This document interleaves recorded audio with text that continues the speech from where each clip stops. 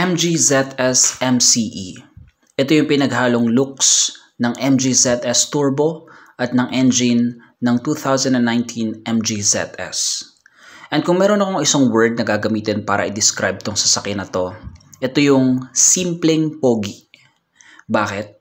Kasi hindi siya ganun ka-flashy, pero napaka-sharp and napaka-professional ng dating. Saan man tingnan ng angulo, talagang pogi.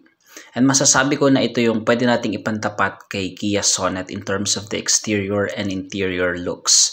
Ayan yung carryover ng dating engine niya. And then makikita nyo yung engine bay, and then yung kanyang insulation. And then ito guys yung kanyang repeater sa integrated sa side mirror, and then yung kanyang 360 camera integrated sa side mirrors.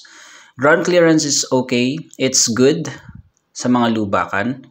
And then smart entry. Pipindutin nyo na lang yan kapag malapit yung key fob nyo. Pagpasok nyo sa loob, you will be welcomed with a touch of red na mga materials. Kinakatok ko yung plastic niya. It doesn't sound cheap. And then, yung kanyang air vent, it looks like jet engine. Tapos yung kanyang glove box. Ayan. And then, yung kanyang layout ng kanyang gear lever, meron siyang 360 camera, and then iba pang mga features na nandyan. Okay? Within reach ng driver. And then meron siyang cup holders, dalawa. Tapos may compartment yung kanyang center armrest na naka-leather din. Ayan yung soft touch niya guys na mga sidings, no? And then ayan yung kanyang lock-unlock ng door. Ayan yung kanyang air vent. And then vanity mirror sa driver side. And another vanity mirror sa passenger side. And then, ayan guys, yung nasa gitna niya, no? Mga dome lights. And then, yung kanyang sunroof. And then, ito yung lagay ng salamin. Katulad ni Kia Sonet, meron din ganan. And then, ayan guys, yung kanyang sunroof. Isa sa pinaka-nagustuhan ko sa kanya kasi yung sunroof niya ay nag-extend mula dun sa driver papunta doon sa pinakadulo ng mga passengers sa likod. Which is really great. Diba?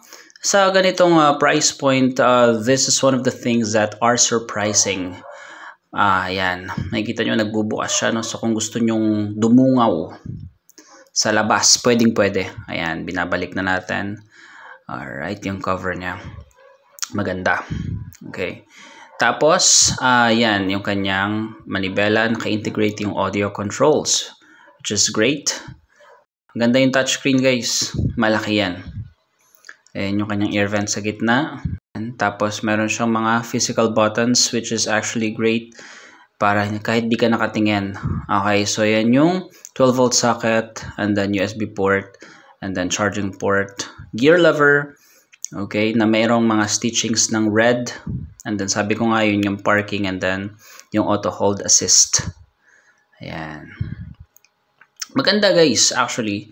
So sabi ko nga sa inyo kanina, this could be the perfect rival for the Kia Sonet kasi exterior wise and interior wise maganda naman talaga siya guys. And then meron siyang start stop or push start na button.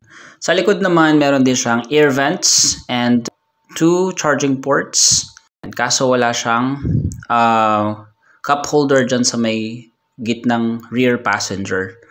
And then the legroom guys is decent. Ako ay 5'5", and makikita nyo guys, okay naman siya. The seat is fully retracted backward.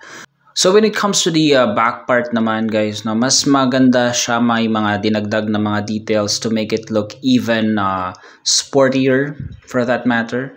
So yan, meron siyang 3 parking sensors sa likod. And then meron siyang reverse camera. Kasi yan yung kanyang rear diffuser. And then, ito yung mga ayoko guys, no? Yung mga tambucho, parang dual, exhaust. Pero sa totoo lang, hindi naman talaga, no?